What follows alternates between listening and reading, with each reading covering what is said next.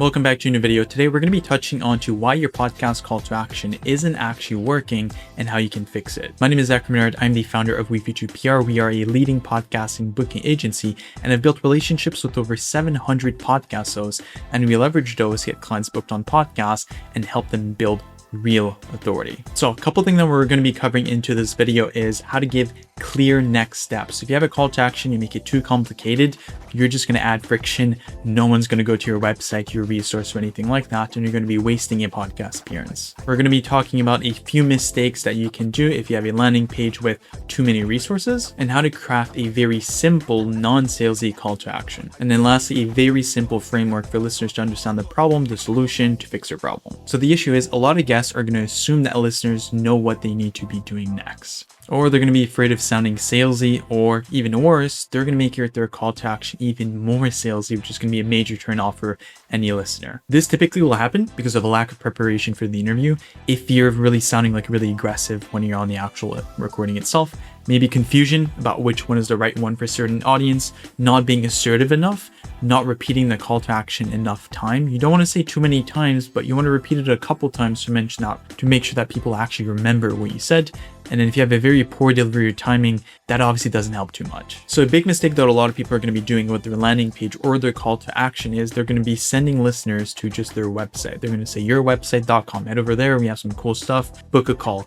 That is not a very clear next step. You want to make sure that you're prompting them to get a resource, download a free ebook, opt into something. Make sure that you have a clear action, a very clear intent. That's like one of the components. The other one is if you send them to a resource page with a resource, a lead magnet, or anything like that, you want to make sure that you don't have too many options. If someone goes on the page and there's 10 different resources, the first thing that they're going to do is be overwhelmed. There's too much friction. They're not going to know which resource they're supposed to download, and then maybe they'll just X out the page. Again, when you send listeners to a page and there's dozens of options, you're creating what we call analysis paralysis, and that's creating too much friction for them to take action. So they're simply just not going to do anything. And as you see here, this is actually backed by data. So very important, make sure that you do not give them too many options, but make sure you have a very clear call to action. It could be like, hey, go download my free 7-step resource on how to make your advertising more efficient with AI. Anything, I'm just giving a random example, you get the point. But you want to make it very specific versus just go to my website.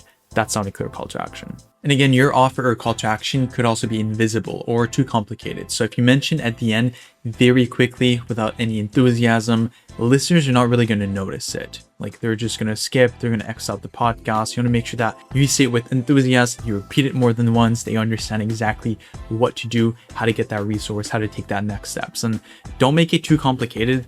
Like you shouldn't say like, yeah, go to a website, then go over under this menu, click the resource, go to this resource and then download it. You want to make it very simple. So I could say like WeFuture.com/podcast to make sure that someone knows exactly how to go and get my guide or lead magnet or anything like that. And again, if it's very vague, like, yeah, visit my website, that's great. But that's not going to work. You need to have something really clear. There has to be a benefit and action that they need to take in order for them to actually take it. So the way that you go about structuring a compelling call to action that doesn't feel salesy is there is 3 little component to it. The first one is you want to speak very naturally. So use conversational language. Like, hey, like if you want my blueprint, it's going to help you do this, head over to wefuture.com/guide.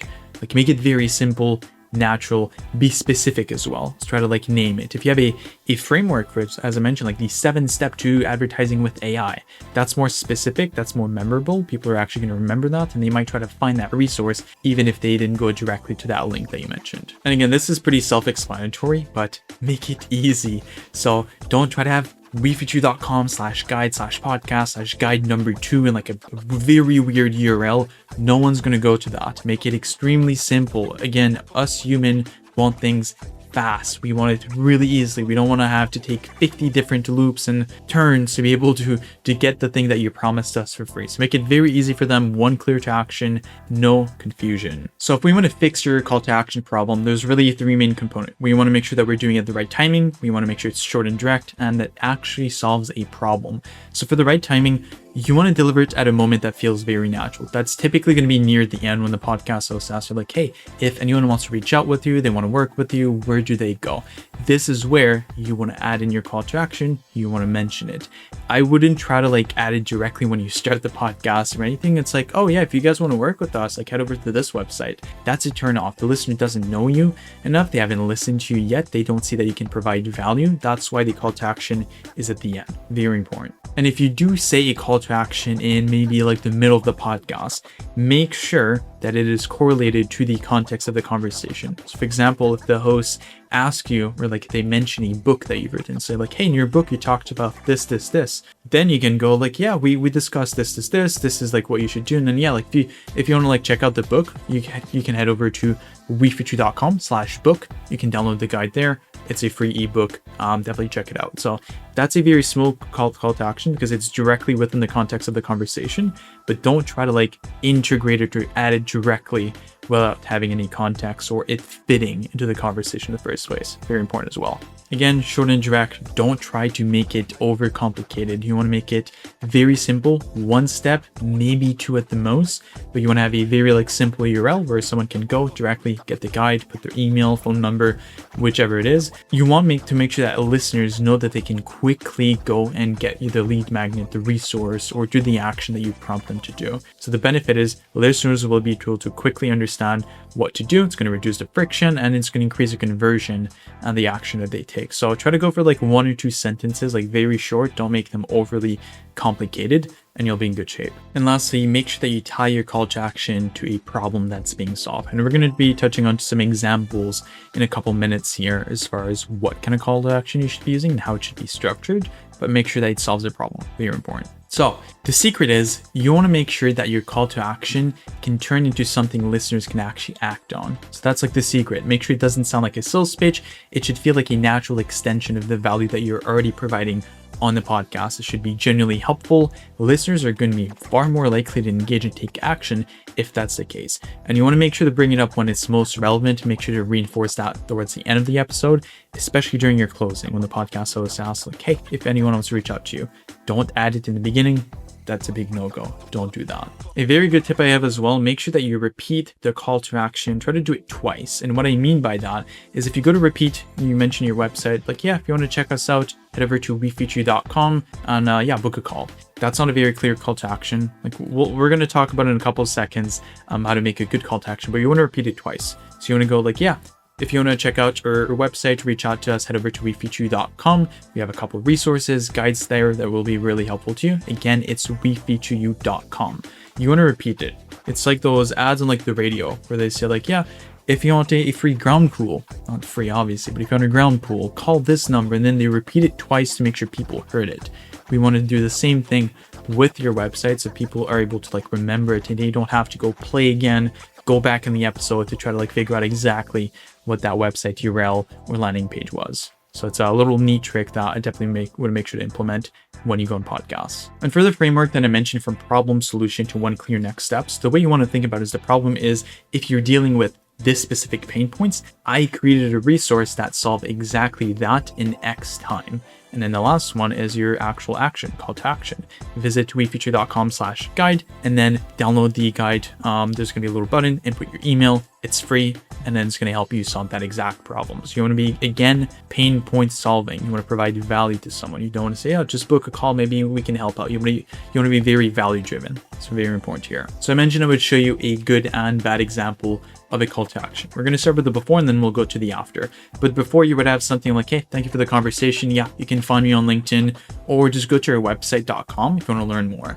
Very generic. There's no specific call to action, no clear benefit or no like defined action. After, you would have something like, hey, if you want to apply these strategies we talked about today for your business, I created this free guide here with the 5 exact steps to do so. Go to wefeatureyou.com/guide, download it. It takes 30 seconds. And again, it's wefeatureyou.com/guide. It's totally free. It's clear. It tells you the benefit. It's a specific action. It's a direct link. Do it. Very simple to do. And that's exactly how you should be structuring your call to action. Again, the main points to remember: be specific, and direct. You want to exactly have a short link, clear call to action, zero confusion, build trust first. So offer free value before selling, and that ties back into not having call to action directly when you start the episode. Do that towards the end, maybe in the middle if there's a good place to do it. Try to also like align with the presenter, which is typically obviously the podcast host, but ask for promotion, like permission to make promotion easier, and then measure it and adjust. This is where you can also track and refine your call to action over time. See what works better. If you go to a certain podcast, you're like, oh, I got 2-3 inbounds that reached out, they book a call, they were from this specific podcast. Like maybe let's double down on this specific call to action because it seemed to work. And then it's again, like it's in business. You're going to A/B test things. You're going to see what works better.